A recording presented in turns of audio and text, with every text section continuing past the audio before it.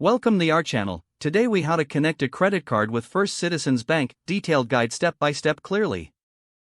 To connect your credit card with First Citizens Bank, start by visiting the First Citizens Bank website. Locate the login button at the top right corner of the home page.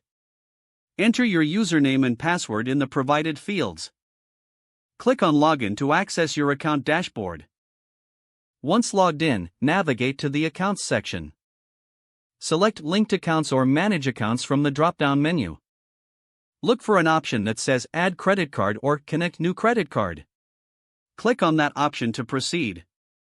You will be directed to a new page prompting you to enter your credit card details. Provide the required information, such as the credit card number, expiration date, and security code. Make sure to enter your billing address associated with the credit card accurately. After filling in all necessary fields, review your information for accuracy. Once confirmed, click on the Connect or Add Card button. Wait for a confirmation message indicating that the credit card has been successfully linked. If prompted, verify your identity through any additional security measures. Following this, your credit card will be connected to your First Citizens Bank account. You may now manage the credit card through the bank's platform. Always ensure that you log out of your account after completing your tasks.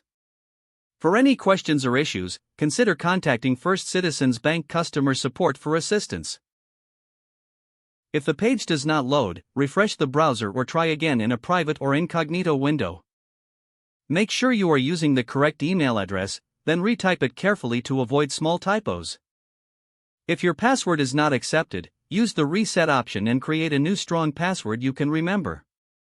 Check your spam folder for verification or security emails, then complete any requested confirmation steps. Enable two-factor authentication if available to improve account security and reduce unauthorized access risk. After signing in, review your profile details so your contact information and settings are accurate and current. If you see an error message, note it down and try again after restarting your device and internet connection. Log out when you finish, especially on shared devices, to keep your account and payment information secure.